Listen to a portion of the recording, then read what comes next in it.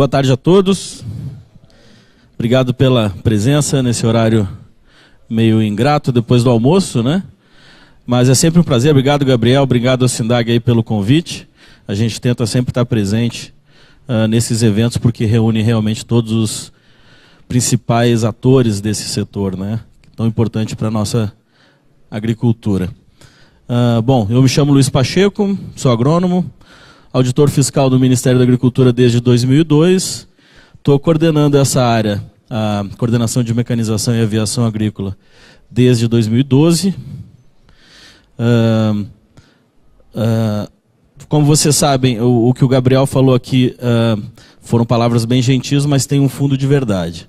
O Ministério da Agricultura tem um papel importantíssimo na defesa desse setor, por justamente entender isso que eu falei, que é uma atividade que é imprescindível para o desenvolvimento da agricultura, pelo menos nos moldes que ela vem se desenvolvendo no Brasil, né, a agricultura convencional.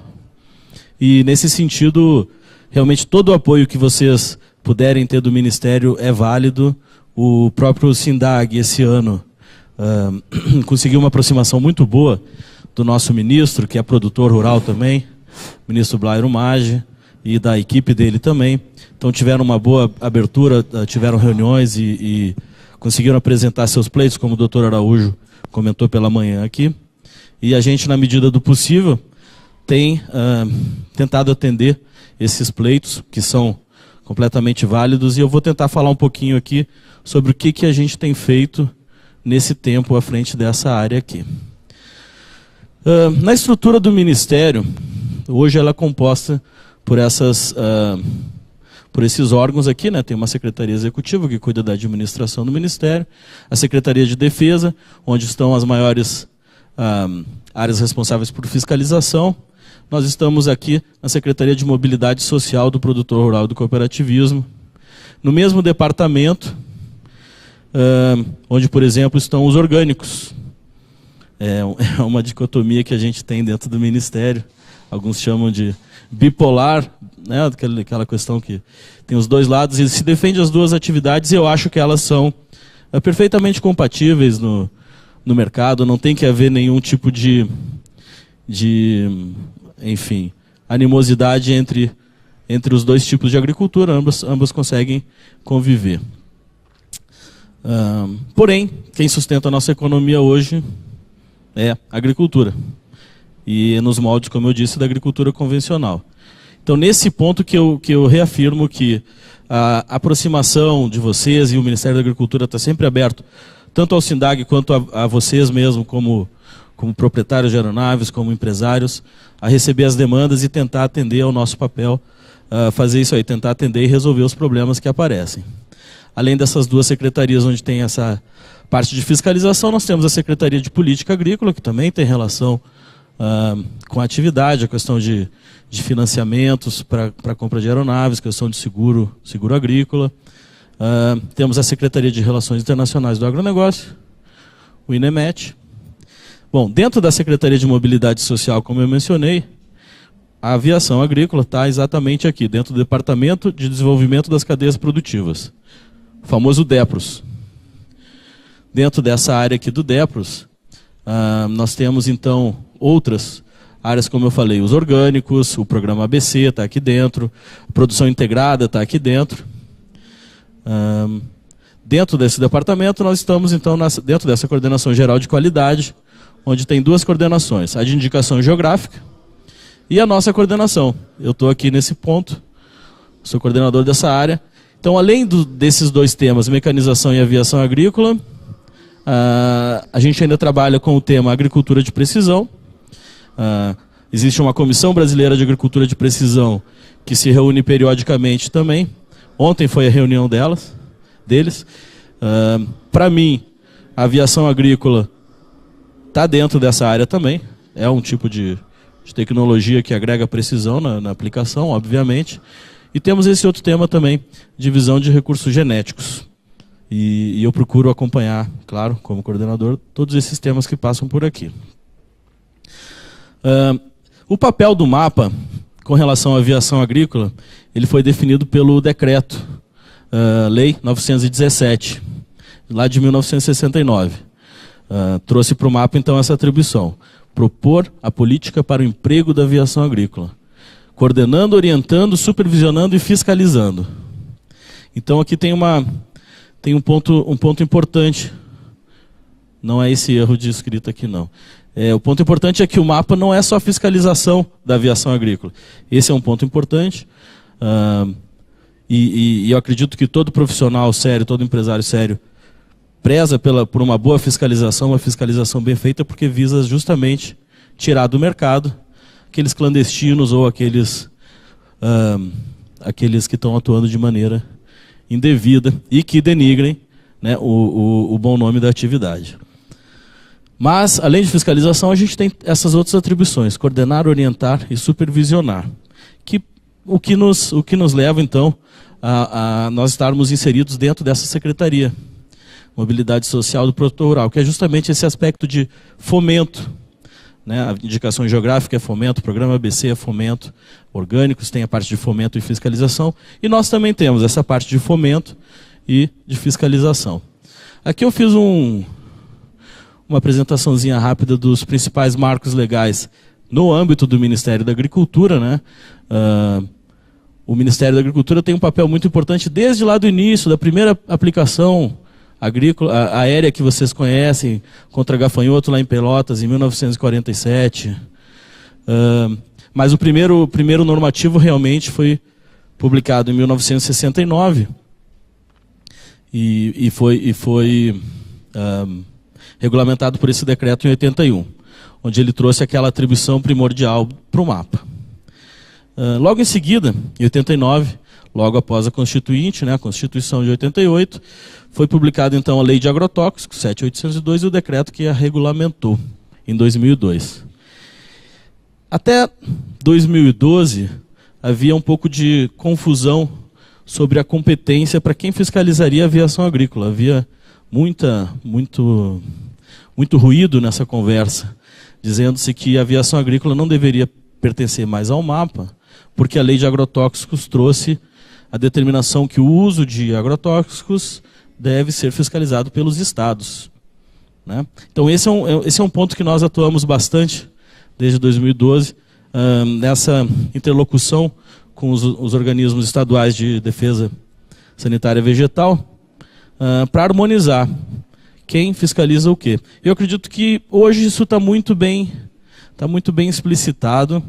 Na maioria dos estados, a gente vê que as secretarias de agricultura ou as agências de defesa atuam na fiscalização de agrotóxicos e, inclusive, na fiscalização do uso de agrotóxicos com aeronaves. O Ministério da Agricultura fiscaliza, então, a aviação agrícola lato sensu e, quando observa algum problema, por exemplo, no uso de agrotóxicos com aeronaves, a gente comunica o órgão responsável pela autuação. Assim como a gente observa algum problema com critérios relativos à aeronáutica, certificados de aeronavegabilidade ou outra documentação, ou mesmo na própria aeronave, nós não atuamos diretamente, sim comunicamos ao órgão competente, no caso a ANAC. Esse outro normativo aqui, também muito importante, a IN2 de 2008, ela trouxe 2 pontos muito importantes. Ela normatizou a questão do relatório e planejamento operacional, né, um documento importantíssimo que garante a rastreabilidade de todas as aplicações que são feitas, e também criou a obrigatoriedade do pátio de descontaminação. Antes era exigido, mas essa norma aqui, que foi bastante discutida e levou 2 anos até conseguir ser implementado na prática, ela trouxe então um modelo de projeto, trouxe, enfim, todos os parâmetros que devem ser seguidos para a instalação de um pátio de descontaminação. Ela é tão importante que hoje todos os órgãos que vêm fiscalizando essa atividade, como IBAMA, os órgãos ambientais estaduais, inclusive, eles se baseiam no que foi definido por essa norma. Alguns estados, inclusive, copiam o termo dessa norma, criam uma lei estadual com base nela, para exigir, então, relatório operacional, exigir os critérios de pátio de descontaminação, e mais recentemente está se discutindo a obrigatoriedade de licença ambiental para esses pátios. Esse é um tema que eu vou falar um pouquinho mais além. Aqui são alguns pontos sobre o tipo de fiscalização que o Ministério realiza por meio das superintendências, né, e por meio das suas UTRAs também. Queria registrar aqui a presença dos colegas da UTRA aqui de Maringá, né, a Marisa, os demais colegas aí, o Luiz, que estão gentilmente responsáveis ali pelo nosso estande do Ministério da Agricultura e também realizam as atividades do Ministério aqui nessa região. Bom, então o registro, como vocês sabem, de qualquer um que utiliza a aviação agrícola nos seus propósitos profissionais é obrigatório no mapa. Todos os técnicos envolvidos, agrônomo, piloto e executor, têm que ser capacitados obrigatoriamente, cada um com seu curso específico, né? No caso do piloto, vocês sabem bem, é o CAVAG. No caso do agrônomo, curso de coordenador em aviação agrícola. No caso do técnico executor, é o executor em aviação agrícola. Como eu mencionei, é obrigatória a existência de um pátio de descontaminação, que pode ser próprio da empresa ou pode ser arrendado por meio de um contrato, que fica depositado, então, uma cópia junto ao Ministério da Agricultura. Esses são os documentos mais importantes para a fiscalização. O relatório operacional ele tem que ficar arquivado na sede da empresa e é com base neles que a gente consegue identificar, por exemplo, fazer o rastreamento de uma denúncia, uma aplicação que aconteceu há 2 meses atrás. Você consegue, por meio desse documento, inclusive o próprio empresário, se resguardar de que não foi ele que realizou uma aplicação indevida, por meio desse tipo de documento.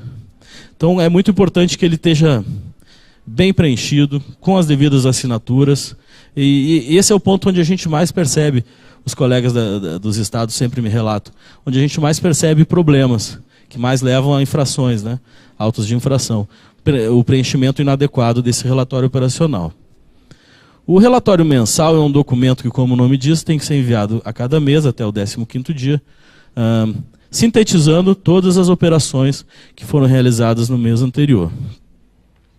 Com base nesse documento aqui, a gente consegue, então, fazer o levantamento de área trabalhada, quais as culturas, né, quais os estados também, a gente consegue delimitar os produtos que foram aplicados. É um sistema perfeito? Não, até hoje não. Porque nós ainda estamos no tempo do relatório físico, no papel. Então envolve muito o técnico da empresa. Vai fazer a compilação dos relatórios operacionais para um relatório mensal. Uma fonte de possível erro, né? Erro de digitação, ou, enfim. Esse relatório mensal, depois ele vai para o Ministério. Lá no Ministério, um técnico ou um estagiário vai entrar com esses dados em um outro sistema. É a segunda fonte de erro. Então a gente percebe que acontecem erros, muito provavelmente de digitação, a gente vê alguns dados que não fazem muito sentido. Mas a boa notícia é que esse sistema no papel e inclusive o nosso sistema que nós utilizamos, o sistema eletrônico, ele é defasado, ele ainda é em DOS, aquele sistema da telinha azul com aquele negocinho que fica piscando, também vai sair de operação e vai entrar um sistema online preenchido pelo usuário, então vai facilitar a vida de todo mundo. Também vai se chamar o mesmo nome que ele tem hoje, é o CIP, mas eu vou falar um pouquinho mais além sobre isso. Todos os agrotóxicos que são utilizados pela aviação agrícola têm que ser registrados e têm que ter especificado na bula a possibilidade de ser aplicado via aérea. Tem que ser acompanhados do número do receituário agronômico. Esse é um outro ponto que a gente encontra algumas discrepâncias, relatórios sem o número do receituário, enfim.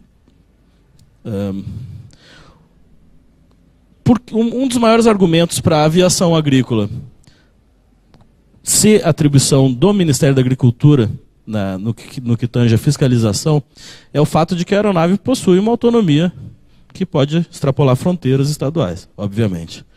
Nesse caso, como o registro ele é feito na superintendência, onde fica a sede da empresa, caso a empresa, alguns de vocês sabem disso, talvez a maioria, mas quem não sabe eu tenho que recapitular. Se a empresa vai atuar no estado vizinho ou em outro estado, ela tem que preencher um formulário que se chama autorização para operar fora do estado. Esse documento também vai ser automatizado dentro desse novo sistema, chamado CIP. Eu esqueci de falar, mas fiquem à vontade para fazer perguntas ou comentar, pessoal. Quando o senhor fala sobre receituário agronômico, a maioria, eu acho que diria que 100% dos empresários aqui, eles não compram o defensivo agrícola, apenas aplicam, né? Nós somos uns aplicadores. A determinada companhia lá, a usina, seja lá o que for, comprou 1000 litros de um determinado produto e nós podemos pegar esse receituário de 1000 litros, botar no receituário, no relatório operacional, aquele mesmo número, e vir tirando dele com o mesmo número. Por exemplo, comprou 1000 litros de um determinado produto, aplicamos apenas 300 litros. Posso colocar aquele relatório hoje, daqui a um mês, aquele mesmo, até que abata aquele receituário agronômico de 1000 litros? Isso pode ou não? Você já teve algum problema com esse tipo de situação? Então está aí a resposta. Não pode. Hoje não pode, mas a boa notícia é que isso está sendo discutido junto pelo órgão responsável, que é o CREA. E eles estão flexibilizando essa questão do receituário agronômico, ter esse tipo de flexibilização, por favor. Milton, fiscalização ADAPAR. Não porque o receituário agronômico é sine qua non, é diagnóstico de cultura e praga. Entendeu? Só por isso.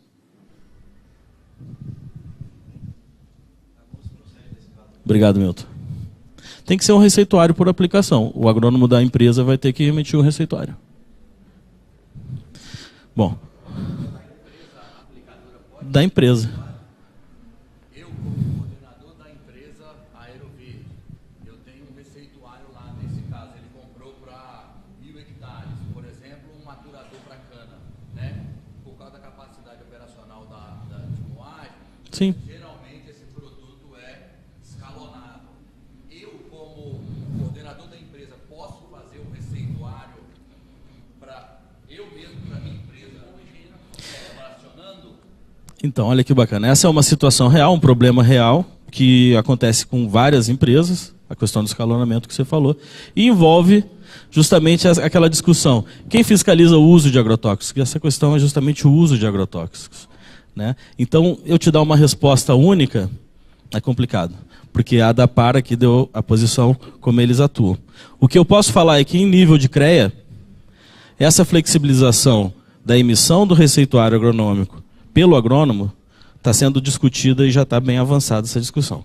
Isso é o que eu posso falar. Que em breve a gente espera melhores tempos.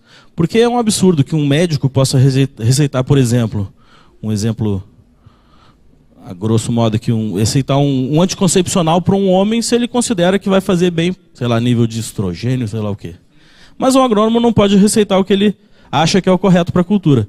Ele tem que simplesmente copiar a bula. Isso está errado, obviamente. Então isso tem que mudar, o bom senso exige isso e está sendo discutido. O próprio SINDAG vem atuando na discussão desse ponto, na comissão de assuntos de aviação agrícola, já foi tema de mais de uma pauta. Nós trouxemos os colegas, inclusive, da coordenação de agrotóxicos para participar das reuniões, o doutor Araújo também estava.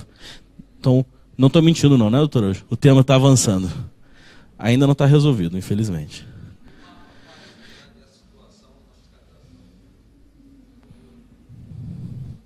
Você foi autuado? Não, né? Eu também não posso lhe falar exatamente isso, porque eu não atuo em campo fiscalizando. Eu fico na sede em Brasília.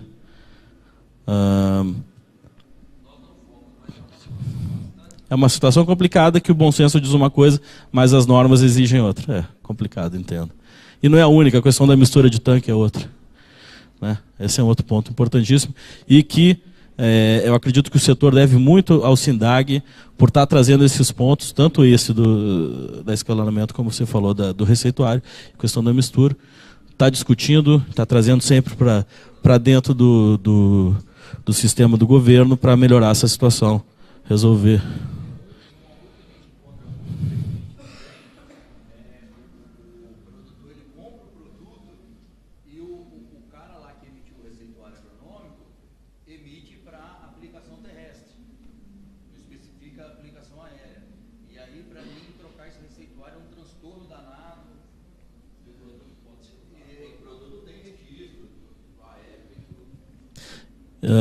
Bom, eu vou prosseguir aqui então, que a gente tem um tempo limitado.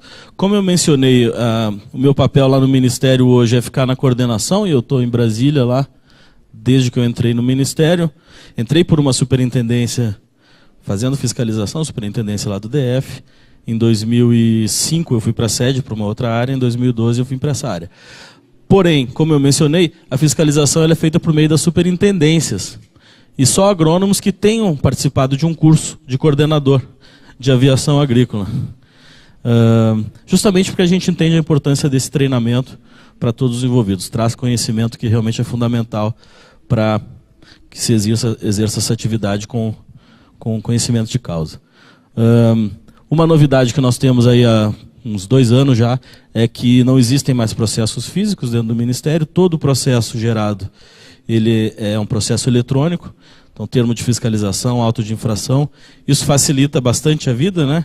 Os colegas, a gente estava conversando, mas ao mesmo tempo a gente tem que trabalhar no hotel aqui, traz o laptop, trabalha de noite ali, aumenta a nossa carga horária, mas realmente facilita a vida. O nome do sistema é esse aqui, SEI, Sistema Eletrônico de Informações. Todos os procedimentos até relativos a auto de infração são conduzidos pelas DIPDAGs. A gente está aqui com a chefe da DIPDAG, Marisa, aqui de Maringá. Caso haja uma defesa, que o processo vai para um recurso de segunda instância, então aí que ele vai para a gente lá em Brasília para fazer o relato e fazer o julgamento de segunda instância propriamente dito. Então, uma coisa que a gente sempre ressalta é a importância do intercâmbio de informações entre os órgãos que fiscalizam, seja ANAC, seja órgãos estaduais, municipais ou Ministério da Agricultura. Justamente porque todos eles, inclusive o MAPA, se ressente de falta de gente e falta de recurso. Então você vai num estado como o Mato Grosso, a gente tem um fiscal responsável com esse curso para fiscalizar o estado inteiro. Mato Grosso é um país, né?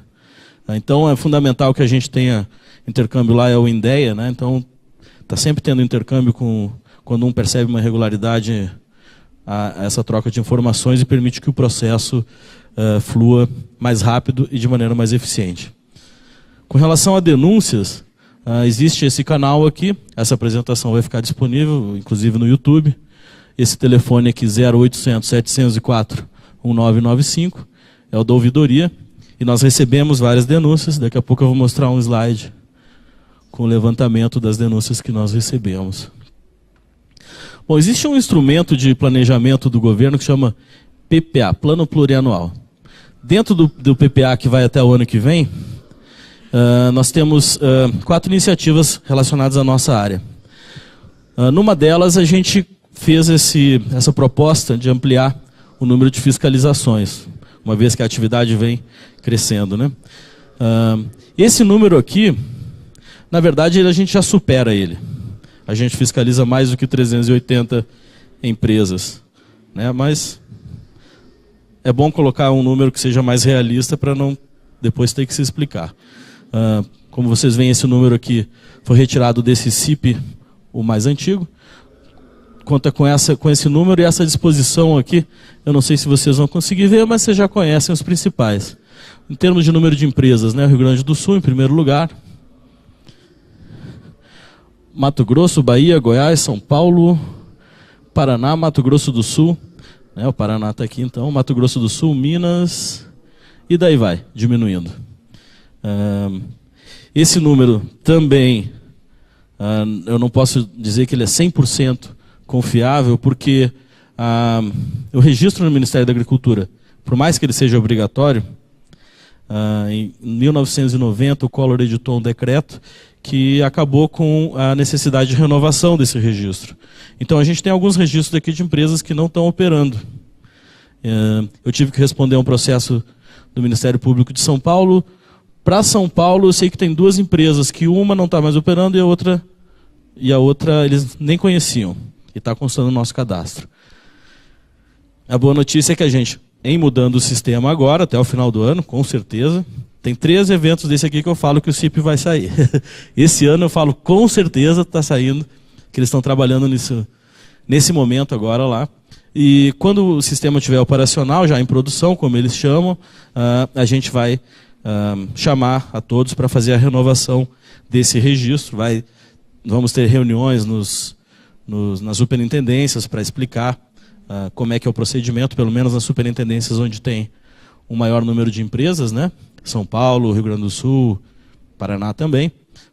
É um sistema bem simples, bem intuitivo, bem amigável, mas que vai facilitar, como eu disse, bastante a vida de todos, inclusive da fiscalização.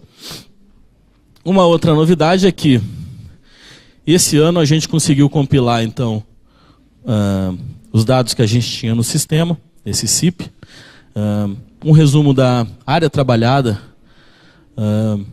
de 2013 até esse ano aqui, confirma mais ou menos o que a gente já sabia, que a aviação agrícola é responsável por cerca de 20% da área aplicada no país. Tá? Aqui a gente está em 2018, então ainda está um número menor. Da mesma forma, como eu mencionei aquela questão das fontes de erro, né, na digitação, esse trabalho aqui ele está mais consistente porque nós conseguimos juntar alguns colegas para analisar relatório a relatório, estado por estado, onde haviam possíveis erros e tentar corrigi-los. Então ele está o mais próximo possível da realidade. E de novo, a boa notícia é que o novo sistema vai ser alimentado pelas próprias empresas, pelos próprios operadores, e vai trazer mais confiabilidade nesses dados. Então, o próprio operador vai incluir o relatório mensal, eletrônico, e vai encaminhar por via eletrônica para o Ministério. Então, nós eliminamos aí as duas fontes de possíveis erros na digitação. Vocês veem aqui, então, né? Aqui eu coloquei esse slide que o nosso ministro vem divulgando também há algum tempo. A fonte dele é do Cadastro Ambiental Rural, né, um instrumento que foi conduzido pelo meio ambiente, que eu acredito que eles não esperavam ver esse resultado. Né, que da área do Brasil, né, 65 milhões a gente considera aí de área cultivada, só 7,6% da área agricultável no Brasil é utilizada para lavouras, né? Se comparar com outros países aqui da Europa, inclusive, né? Quantidade de área que eles utilizam do território. E mais, 66% são áreas preservadas. 66,3%. Se você comparar com a União Europeia aqui, por exemplo, que é a melhor desses países, olha a diferença. Então, realmente, o Brasil é um modelo. A gente realmente não pode aceitar críticas, especialmente vindas do exterior, com propósitos talvez duvidosos, né, de denegrir a capacidade do produtor brasileiro e do sistema agropecuário do qual vocês fazem parte aí, como atores importantíssimos. Outra questão é que, segundo esse mesmo levantamento, em média, o levantamento do CAR, que foi realizado pela Embrapa, registrar a presença aqui do ilustre Dr. Cruvinel, que faz parte dessa instituição fundamental para o Brasil, o agricultor brasileiro ele preserva, em média, 50% da área da sua propriedade. É área preservada. Então, se isso não for ambientalismo, sustentabilidade, não sei o que seria isso. Uma outra falácia que a gente costuma ouvir é com relação ao uso de agrotóxicos, não é, doutor Cristofoletti? Que o Brasil seria o maior usuário de agrotóxicos, e o brasileiro, todos vocês aqui, consomem 5 litros de agrotóxicos ou mais por ano, né? Por habitante. Na verdade, aqueles números são, como eu disse, falácias. Esses dados aqui são da FAO e do Banco Mundial. O maior usuário, então, de agrotóxicos é o Japão. Tem cultivos intensivos, né? Então, olha, 11 quilos por hectare. Porque essa é a conta correta, não é por habitante, é por hectare. E se a gente considerar também qual a destinação da cultura, a maior parte dos agrotóxicos que a gente utiliza no país vai para culturas de exportação ou que não vão virar alimento diretamente. Cana, soja, algodão. Então, você dizer que o brasileiro consome 5 litros ou mais de agrotóxico por ano é mentira. A gente tem que realmente, é nosso papel, enquanto brasileiro, cidadão, não aceitar esse tipo de argumento, porque não tem fundamento.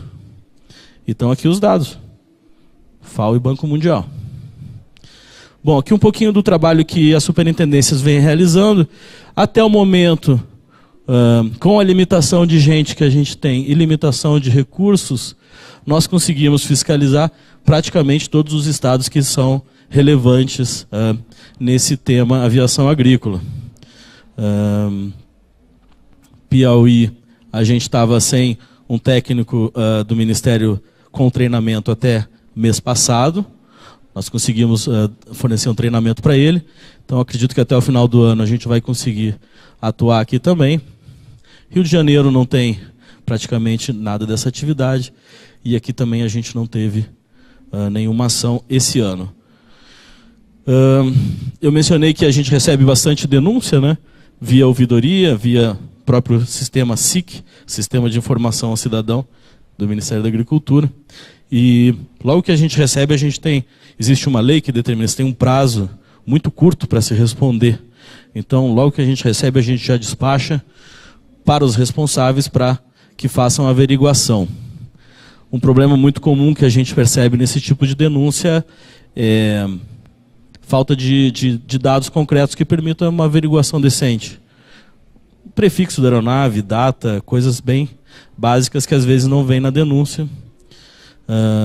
Ou então quando a denúncia se refere a uma ação que aconteceu há muito tempo atrás, que aí já não permite que se faça uma averiguação com consistência, né? Uma atividade que vem acontecendo, começou no ano passado, são essas fiscalizações integradas que o Ministério Público vem promovendo junto com o IBAMA e os órgãos ambientais estaduais, a ANAC, e, na maioria das vezes, o Ministério Público, o Ministério da Agricultura também é convidado a participar. Teve aqui no Paraná também, no final do ano passado. Inclusive, aqui aconteceu uma situação muito interessante. Eu não sei se é extrapolação de competência ou não. Esses órgãos eles se baseiam, como eu mencionei, nos relatórios que constam da nossa legislação, da legislação do MAPA, os relatórios operacionais. Aqui no Paraná, até onde eu sei, o IAP ele não emite licença ambiental. Há uma certa controvérsia se emite ou não emite. Eu tenho lá documentos que dizem que não emite, a declaração do órgão dizendo que não emite. Mas teve fiscais do IBAMA que vieram aqui e apreenderam aeronaves, porque exigiram da empresa a apresentação da licença ambiental, e o cara dizia que, mas olha aqui, ó, eu tenho um certificado do IAP dizendo que não emite isso. E apreenderam a aeronave. Bom, depois reverteram na justiça. E eu espero que esse processo se conclua com a punição dos responsáveis, porque uma coisa é você fiscalizar, mas o que a gente tem ouvido dos colegas é que o nível da fiscalização, enfim, poderia ser melhor. Em termos de abordagem, porque eles costumam fiscalizar as empresas que são registradas. São empresários, muitas delas aqui no Rio Grande do Sul, por exemplo, a maioria é empresa familiar. Mas a abordagem que o pessoal foi treinado a fazer, em especial do IBAMA, isso já foi discutido na reunião da comissão especial, tem uma ata que trata disso. Chegam tratando como se fossem criminosos, marginais, com metralhadoras, revirando gavetas. Não é isso, eu já vi vários relatos nesse sentido. Essa é uma coisa que, do meu ponto de vista, não está correto. Tanto é que alguns colegas do Ministério da Agricultura não querem mais participar desse tipo de fiscalização. Como contrapartida, por uma solicitação do SINDAG, inclusive, nós intensificamos a fiscalização esse ano. Conseguimos fazer, há 2 meses atrás, lá em São Paulo, uma força-tarefa, como eles chamam, né? Reunindo vários colegas e indo em várias frentes ao mesmo tempo, para realmente dar uma resposta à sociedade de que o Ministério da Agricultura está fazendo a sua parte, está fiscalizando a aviação agrícola, justamente para não deixar brecha para que outros órgãos aleguem que a fiscalização é deficiente, que é o que eles gostariam que fosse, mas não é o caso. Enfim, cada órgão pode fiscalizar, isso não tenha dúvida, dentro da sua área de competência. A ANAC no quesito de requisitos aeronáuticos e o IBAMA na questão do meio ambiente. Mas do meu ponto de vista tem que haver uma integração, né, e tem que haver uma harmonização de entendimentos desse tipo de procedimento. Já coloquei essa minha posição para os procuradores do Ministério Público que coordenam essas atividades e vamos continuar com essa posição enquanto possível. Mudando um pouco o tema aqui, vocês viram até agora a quantidade de normas, de órgãos que fiscalizam a aviação agrícola, mas desde o meu primeiro congresso que eu participei, que foi em Foz, Cuiabá, o setor reclama que os terrestres têm pouca normatização, são pouco fiscalizados e fazem suas barbaridades, como lavar o equipamento no riacho ou despejar o resto dos tanques em qualquer lugar ali no meio da lavoura. O nível dos operadores geralmente é baixo, existem estudos de universidades que comprovam essa informação. Não se respeitam distâncias de rebanho, de residência, de nada, como nós temos nas normas de aviação agrícola. Daí, então, um dos pontos que nós fizemos questão de colocar aqui foi relativo à necessidade de elaboração de normas, melhorar a normatização para as pulverizações terrestres. Nesse caso aqui, que foi uma foto tirada por um piloto agrícola, você percebe que tem um gafanhoto aqui, aqueles autopropelidos, mas olha a sujeira que ele está fazendo aqui. Olha a deriva aqui. E como esse piloto estava voando nessa região, ele já tirou a foto para se resguardar, caso lá na frente fosse ter alguma denúncia de algum problema, algum dano ambiental ou em alguma lavoura, para se resguardar que tinha esse terrestre que estava atuando nessa área. Ups. Está aqui. Bom, nesse sentido, então, a gente vem discutindo com o Ministério Público, a ABMAC, a BNT, possíveis mecanismos que possam melhorar essa situação, em especial essas 7 propostas que são as que eu mencionei, a necessidade de determinação de distâncias mínimas de alvos sensíveis como tem para a aviação agrícola. Tem sempre muita discussão por que são essas distâncias exatamente, né? Como foram definidas. As da aviação agrícola, eu sei que tem estudos técnicos por trás, a gente pode mandar referências e material, né? Mas do nosso ponto de vista deveria ter o mesmo tipo de critério de distâncias mínimas para pulverizadores terrestres. Como o doutor Araújo mencionou pela manhã, o estado do Goiás foi pioneiro nessa norma, incluiu na norma deles do ano passado, retrasado, distâncias mínimas para terrestres, inclusive para pulverizador costal. Mas não passou, teve que ser revista, né? Porque realmente eles extrapolaram, aumentaram as distâncias para aplicações aéreas, para 2 quilômetros enfim, afetou. E não houve discussão. Esse é um ponto que eu lhe pergunto, como é que foi definida a distância mínima para um pulverizador costal, para um pulverizador... Então tem que ter um estudo técnico, né? Tem que ter um estudo por trás para poder se definir. Um outro ponto que existe na aviação agrícola que não é compartilhado pelas pulverizações terrestres é a existência de um técnico acompanhando todas as operações, um técnico capacitado, né, que possa interromper a aplicação se observar uma situação dessa. Na aviação agrícola, um empresário competente e responsável não ia aplicar nessa situação. Aqui provavelmente não tem ninguém para dar essa informação para o operador. Como eu mencionei aqui, a melhoria da situação da responsabilidade dos agrônomos na emissão dos receituários agronômicos, que hoje nós somos obrigados a simplesmente copiar uma bula, mesmo que a bula esteja defasada. Então esse é um ponto que vem sendo sugerido e isso vem sendo discutido, como eu mencionei. Aqui tem outros pontos, né, que eu acredito que alguns estados, a ADAPAR também deva fazer isso, que é o registro de equipamentos pulverizadores de médio e grande porte. No caso, vocês registram prestadores de serviços de aplicação, né? Um outro ponto que também é passível de discussão e que no Paraná houve uma iniciativa do deputado Sheida, que você mencionou, que ele propôs um decreto em 2011, se eu não me engano, para inspeção regular de pulverizadores, inspeção periódica. Na Europa, essa é uma obrigatoriedade. Cada membro da União Europeia tem a prerrogativa de definir um período para que seja refeita essa inspeção dos equipamentos que trabalham com aplicação de agrotóxicos, justamente para eliminar possíveis riscos ao meio ambiente, à própria saúde do operador. Eliminando vazamentos, observando manômetros, mangueiras, enfim. Na parte, o item 6 aqui, na parte da aviação agrícola, foi criado o pátio de descontaminação, que eu acredito que todos vão concordar que foi uma evolução do ponto de vista de segurança ambiental e para todos os que operam os equipamentos. Na parte de terrestres, a gente não tem essa obrigatoriedade, gerando então situações como a que eu mencionei, onde os equipamentos são lavados em qualquer lugar, e que se não tiver ninguém olhando, nada vai acontecer. Em 2009, o Mato Grosso colocou essa obrigatoriedade para terrestres também, no seu decreto estadual, porém também caiu essa obrigatoriedade. Hoje, até onde eu sei, nenhum estado exige pátio de descontaminação, nem para esse tipo de equipamento aqui, que tem uma envergadura razoável, né?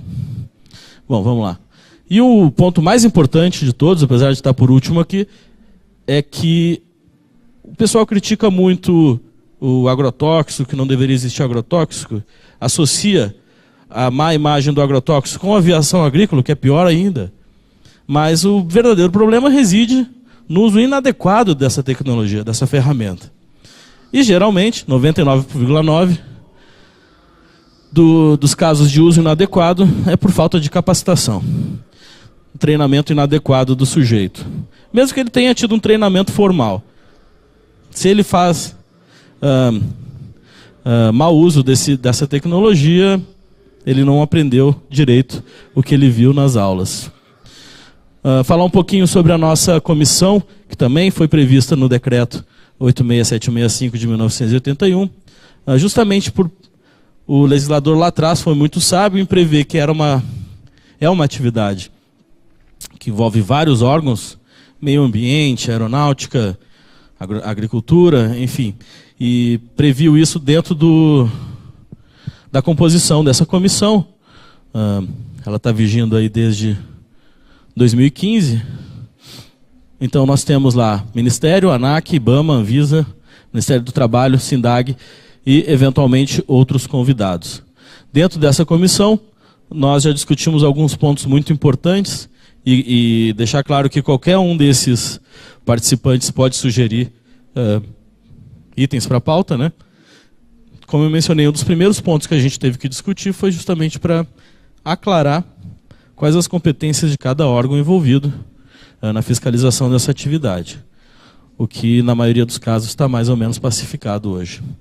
Um outro ponto que eu acho fundamental e que teve um grande avanço, e eu acho que a sociedade deve muito ao SINDAG quanto a isso, é sobre as discussões para a possibilidade de utilização de aplicações aéreas para combater vetores de doença. Isso aqui é simplesmente um absurdo que um país como o nosso, tropical, por motivos ideológicos, preconceito contra uma tecnologia, não se possa usar uma aeronave para aplicar o mesmo produto que se usa de maneira ineficiente nos fumacês. Você não pode usar um avião para atingir grandes áreas em menor tempo, com mais eficiência. É um absurdo. Então, eu particularmente acho que o SINDAG merece o nosso respeito.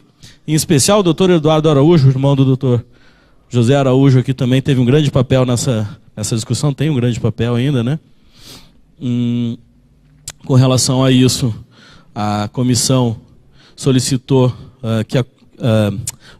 o SINDAG solicitou à comissão que mandasse um comunicado ao Ministério Público do Rio Grande do Sul, porque ele se manifestou contrário a essa aplicação aérea contra vetores e colocou o nome do Ministério da Agricultura lá no finalzinho, como se nós tivéssemos referendado essa decisão, o que é uma inverdade.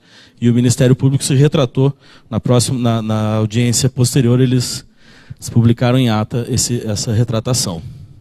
Um outro ponto que ainda está em discussão e que é bem polêmico é essa questão dos rastreadores, que também é uma iniciativa proposta pelo Ministério Público, foi bastante discutida ainda no seu nascedouro, com a ANAC, no Ministério Público do Rio Grande do Sul. O Ministério da Agricultura participou em mais de uma ocasião, explicando que nós já temos um sistema de rastreabilidade, a maioria das aeronaves já utilizam DGPS, nem todas com capacidade de gravação de mapas, né, de aplicação, mas que essa seria uma possibilidade de avançar, e que isso sim é um sistema que traz mais informações técnicas do que você vê, como eles propõem, um pontinho piscando na tela dizendo, ó, o aviãozinho está voando aqui. Qual a temperatura, qual o vento, qual a altura que ele está voando? O que tem ali embaixo onde ele está voando? Quem vai coordenar esse sistema? Quem vai pagar esse sistema?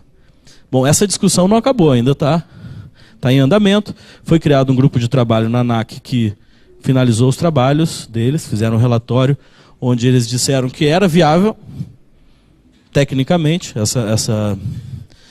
essa possibilidade de se instalar rastreadores em aeronaves agrícolas.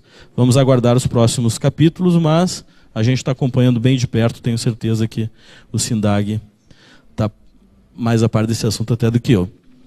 Um outro ponto que a gente está sentindo cada vez mais a necessidade é a gente discutir normatização para aplicações de agrotóxicos com drones. Até o momento a gente ainda não tinha, só estava no campo das ideias, porque nós não tínhamos realmente nenhuma situação concreta que exigisse uma norma específica para tratar de aplicações por drones. Por quê? Nas normas que a gente tem, o decreto 917, o 86765 e N2, tratam de aplicações por meio de aeronaves, drones. Agora, claro, você não vai exigir um pátio de descontaminação para um drone? Vai exigir um técnico acompanhando? Eu acho que sim. Vai exigir um relatório operacional? Acredito que sim. E é esse tipo de coisa que a gente tem que discutir numa regulamentação dessa atividade. Um outro ponto, e que aí sim eu digo que a gente está sentindo a premência em se discutir isso, é porque em São Paulo houve um pedido para cadastramento de uma instituição de ensino para drones. A Superintendência de São Paulo, que recebeu a demanda, submeteu à ANAC, e a ANAC negou, disse que não poderia registrar eles como instituição de ensino, e encaminharam para mim. Então eu estou com esse pepino lá para responder. Eu achei que ia ter alguém da ANAC aqui para conversar, mas infelizmente esse ano eles não conseguiram participar. E outro ponto, como eu mencionei, essas questões que vocês mencionaram, as limitações do sistema de bula e receituário. Essa questão da promoção de cooperação técnica com universidades, centros de pesquisa, para transferência e difusão de tecnologias, já é um tema que já vinha dentro dessa nossa coordenação de tecnologia agropecuária e que nós continuamos simplesmente. Algumas ações com o SINDAG, a Embrapa, por meio do projeto Redagro, Universidade de Santa Maria, tem várias ações, entre outras. Com a ANAC nós propusemos já há um tempo um acordo de cooperação, que é mais uma carta de intenções, já circulou pelos dois órgãos, já retornou da ANAC. Há uns 3 meses atrás o nosso secretário executivo foi visitado por diretores da ANAC com uma proposta nesse sentido, de se aproximar os dois órgãos, talvez repassar algumas das atribuições, porque a ANAC tem menos capilaridade ainda do que o Ministério da Agricultura, então a gente poderia aumentar a eficiência dessas fiscalizações por meio dessa sinergia. Capacitação. Esse ano, inclusive, eu agradeço o SINDAG novamente, porque eles demandaram isso ao nosso gabinete do ministro e só por meio de recursos financeiros deles, da nossa Escola Nacional de Agropecuária, Enagro, que nós conseguimos então capacitar 30 agrônomos fiscais dos ministérios, não só dos ministérios, a gente conseguiu, do Ministério da Agricultura, nós capacitamos também 2 colegas do IMA, do Minas Gerais, e era para ter ido 2 colegas do Espírito Santo, que por algum motivo não compareceram. Ou seja, a gente conseguiu suprir, então, algumas lacunas no Piauí, alguns estados onde não tinham colegas treinados que pudessem exercer fiscalização. A gente tem muita rotatividade, o pessoal se aposenta também, né? Isso aí eu acho que é muito comum. Uma novidade que não é tão novidade é que nós já dispomos desses 2 treinamentos, coordenador e executor, também na modalidade à distância. Como dificuldades que a gente pode relatar, sempre essa questão do orçamento, esse ano pior do que o ano passado, a perspectiva não é melhor para o ano que vem, por isso as parcerias são cada vez mais importantes e como eu falei, esse trabalho conjunto entre órgãos e de fiscalização é cada vez mais fundamental. Bom, então agora o tema da palestra era esse aí, ações do mapa. Agora é verdade, gente, é o 3º ano que eu digo isso, mas esse ano vai sair o CIP Agro, que é esse sistema online, onde todos os relatórios obrigatórios, na verdade tem 3 anos que eu falo isso, mas esse ano é verdade, eu juro. Eu estava com o pessoal da informática essa semana, eles estão trabalhando, falta bem pouquinho. Já tivemos a determinação da Secretaria Executiva para que esse sistema saia, também por uma demanda do próprio SINDAG, né, quando eles estiveram juntos. Esse sistema vai facilitar a vida de todo mundo. Eu não vou entrar em detalhes aqui como ele funciona, a gente vai ter oportunidade para isso. Mas, basicamente, o registro vai ser feito via sistema, o usuário não precisa sair do escritório, encaminha tudo via sistema. As alterações de técnico, por exemplo, que acontece com bastante frequência, e é uma burocracia para se atualizar, e tem um prazo para se atualizar essa informação, tudo vai ser feito via sistema. O relatório mensal, que às vezes se atrasa por... Enfim, o simples envio se atrasou do relatório, não tem desculpa para se atrasar, porque tudo via sistema. Do nosso lado de cá, da fiscalização, também vai facilitar bastante. Com um simples relatório, a gente sabe todas as empresas que estão devendo o relatório mensal, ou tiveram alterações e não comunicaram. Enfim, vai facilitar essa questão do cadastro. E da fiscalização também. Nós, esse ano, estamos atuando, então, com vistas a intensificar fiscalizações, em especial nesses locais, por exemplo, que não tem um fiscal treinado, a gente tenta deslocar colegas para atuar, cobrir essa área, e também, como eu mencionei, a questão das forças-tarefa, em locais onde a gente... Claro que agora a gente está mais ou menos na entre-safra, mas aí quando voltar aí em novembro, começar a atuar com grupos maiores, cobrindo áreas maiores, no que a gente chama de forças-tarefa. Como eu mencionei, também conseguimos realizar esse ano, faziam 2 anos que a gente não fazia por falta de recursos, esse treinamento dos colegas do Ministério da Agricultura, e ele é fundamental para que se atue nessa área. Como eu mencionei, a gente continua envidando esforços para aumentar a interlocução com os órgãos estaduais, estamos sempre em contato, e também com os outros envolvidos, a coordenação de agrotóxicos, lá do Ministério mesmo, responsável pelo registro dos agrotóxicos, e também pela normatização da mistura de tanque, eles que coordenam também aquela comissão que envolve IBAMA e Anvisa, para registro de agrotóxicos. Esse tema, mistura de tanque, está com eles lá agora, para votação. E também, como eu mencionei, procurar intensificar o intercâmbio de informações com a ANAC. Era o que eu tinha para falar por hoje. Se alguém tiver alguma pergunta, se não, obrigado.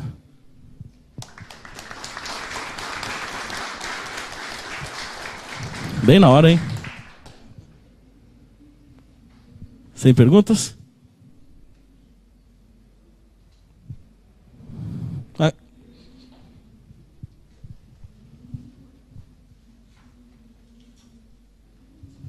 Boa tarde, Luiz. Parabéns pela apresentação. Luiz, eu queria tirar uma dúvida, que a gente está ultimamente escutando comentários, inclusive de ex-colegas seus do Ministério da Agricultura, sobre a questão da proibição de utilização de pistas que não tenham pátio de descontaminação, mesmo que seja por uso esporádico. Se isso realmente vai acontecer, que não poderá ser utilizado pistas que não tenham pátio de descontaminação. Não, eu desconheço essa afirmação. Não houve nenhuma alteração nas normas, pelo contrário. O SINDAG, quando esteve em conversa com a ANAC há 2, 3 anos atrás, numa série de conferências virtuais que eles faziam, eles trataram desse ponto. A ANAC desregulamentou essa questão das pistas de pouso. A nossa exigência é que a empresa, ao se registrar ou pedir autorização, tenha um pátio à disposição, seja próprio ou arrendado, ou contratado. Essa é a nossa exigência. Se vocês souberem de alguma... Porque o que acontece é... O fiscal é um ser humano, né? Então, e ele tem um poder na mão, um poder da caneta e um poder discricionário que ele pode fazer as suas exigências. Então, de vez em quando, a gente se depara com algumas exigências que, na verdade, não procedem. Por exemplo, tem uma colega que entrou agora, eu não vou dizer superintendência, mas ela assumiu a DIPDAG lá. E uma empresa foi autuada pela ANAC, isso agora, essa semana, recebi a demanda, porque ela tinha que fazer a renovação do registro junto ao mapa porque estava vencido. Mas o registro no mapa não tem que ser renovado. Então, como é que explica isso, né? Então, foi, no caso, um erro da ANAC, a gente vai ter que contornar essa situação. Acredito que seja o caso, isso daí, algum erro de interpretação de lei.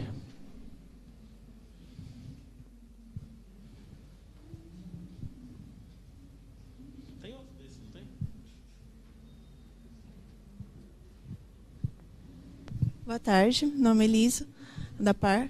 Dentro da pergunta do colega, como é que funciona essa questão do pátio de descontaminação? A empresa ela tem a matriz, por exemplo, em Rondônia, e ela atua aqui no Paraná, em várias propriedades. Então, ela pode descer nas pistas. Eu já ouvi de colegas assim que a ANAC, a pista... ela às vezes não precisa do registro da ANAC, né? Mas então ela pode ser usada com tranquilidade pela aviação agrícola. Não é exigência ter o pátio de descontaminação. Não, boa pergunta e o exemplo melhor ainda. Porque se você me perguntasse se a empresa tem registro no Santa Catarina e lá tem pátio, e se ela precisaria ter um pátio aqui, ficaria complicado. Mas você falou Rondônia. Então, obviamente, ela não vai descontaminar a aeronave lá em Rondônia. Então, ela tem que ter um pátio aqui. Ela tem que demonstrar que tem um contrato com alguma empresa que tenha um pátio. Se ela vai usar, é outros 500. Né? Mas isso que tem que ser fiscalizado também. Mas uma discussão é essa. Se a empresa tem um pátio no estado vizinho e Santa Catarina não está longe daqui, se ela necessitaria realmente ter um outro pátio aqui. Se ela for trabalhar só com fertilizante. Tu. Bom, eu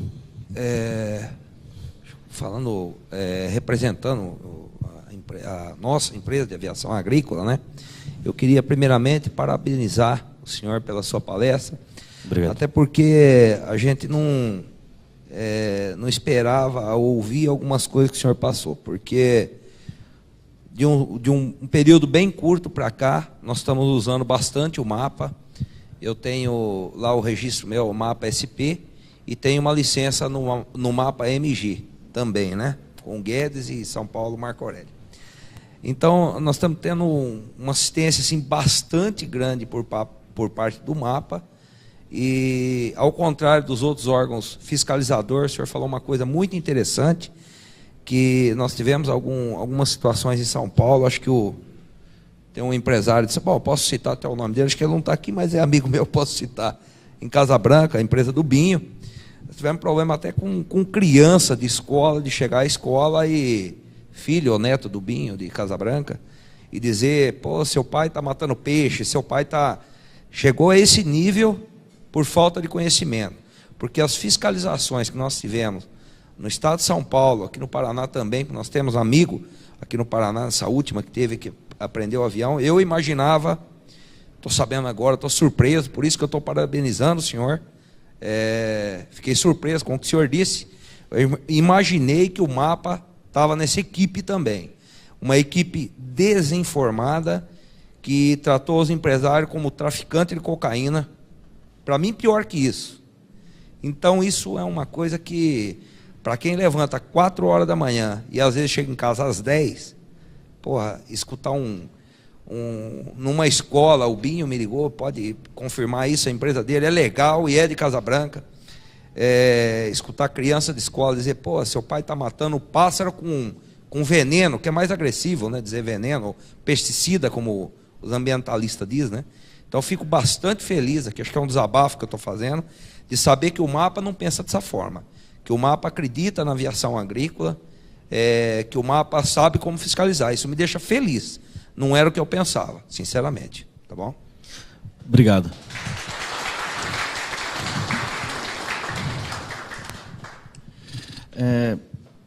Mais ou menos nessa linha, a gente vê aí pipocando pelo Brasil inteiro legislações municipais querendo a questão da proibição, e não é nem o fato de jurisdição de cada órgão competente ou não.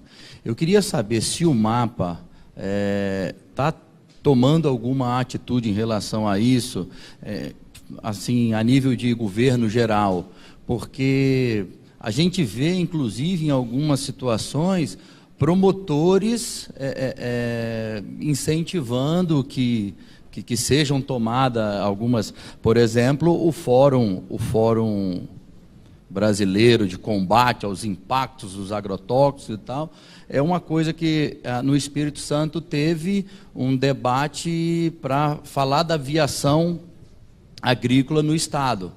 E só temos uma empresa, somos nós lá, nem sequer fomos convidados. E o menino do Ministério da Agricultura ligou para nós depois e falou assim, cara, é de assustar o que está sendo falado lá. Então, assim, a nível de governo geral, o MAPA está tomando alguma posição em relação a isso? Eu vou pedir para o doutor universitário aqui, doutor Araújo, complementar a minha resposta. Mas nós já tivemos algumas demandas nesse sentido, com esses questionamentos sobre essa quantidade de projetos de lei que tramitam sem que passem pelo Ministério da Agricultura. O meu entendimento pessoal, lendo as normas, é de que justamente o legislador lá atrás criou uma comissão especial para assuntos de aviação agrícola para discutir a elaboração ou alteração de normas relativas à aviação agrícola. Do meu ponto de vista, qualquer proposição deveria passar por lá. Então, existe um gancho que a gente pode utilizar. Mas a política é mais complicada do que isso. Esses projetos todos, eles têm motivações. Eu não sei quem estava aqui pela manhã, você estava aqui na apresentação do doutor Araújo, ele tratou muito bem desse ponto. Todas as motivações que envolvem a elaboração de um projeto de lei. E acho que mais da metade é ideológica ali do que técnica. Então, é complicado se discutir isso apenas do ponto de vista técnico, né? O Espírito Santo, por mais que, como você falou, tenha uma empresa, é um dos estados que não se encaixaram direito naquela interlocução entre os órgãos ambientais. E não foi por falta de tentativa. Eu já participei de reuniões entre MAPA e IDAF, fui pessoalmente lá, fizemos ata, chegamos a alguns pontos de consenso. Um dos pontos de consenso era, nosso pessoal não tem treinamento. Então tá, quando a gente for dar um treinamento para o nosso pessoal, a gente vai disponibilizar vagas para vocês. Nós disponibilizamos. Eles mandaram, o pessoal não mandaram. Então, realmente o Estado lá é meio sui generis nesse ponto. Agora, com relação a se todas as iniciativas relativas a proposições de lei para a aviação agrícola deveriam partir do MAPA, era uma pergunta que eu queria ter feito de manhã para o doutor Araújo, eu vou fazer agora. Se todas as proposições... A questão é da autonomia que a Constituição deu aos estados e municípios. O Brasil é uma federação, então os estados e municípios têm autonomia para legislar, dentro dos limites da Constituição. Considerando-se que na questão ambiental, os estados e municípios podem legislar complementarmente, não se conseguiu até o momento nada que consiga barrar a proposta de alterações de legislação vinda, ou nem de alteração, de criação de legislação oriundas de municípios e estados. Tá? Ou seja, em outras palavras, o município tem autonomia, ou considera que o município tem autonomia para propor legislação na medida em que propor legislação restritiva à aviação agrícola na medida em que a atuação afeta o meio ambiente. Esta é a grande questão que com a qual nós estamos lutando e não se conseguiu, não é por uma lei federal, é essa a questão que eu quero deixar, não é uma lei federal que vai brecar isto. A nossa esperança agora, nesse momento, é que chegou ao Supremo Tribunal Federal, há 2 semanas, talvez, 3 semanas, no máximo, chegou uma ação relativa à Boa Esperança. Tá? Se o Supremo e a defesa do SINDAG tem sido, e está levando isso ao Supremo, a de que o município não pode legislar sobre a aviação agrícola porque há uma legislação federal de 1969 que regula a aviação agrícola.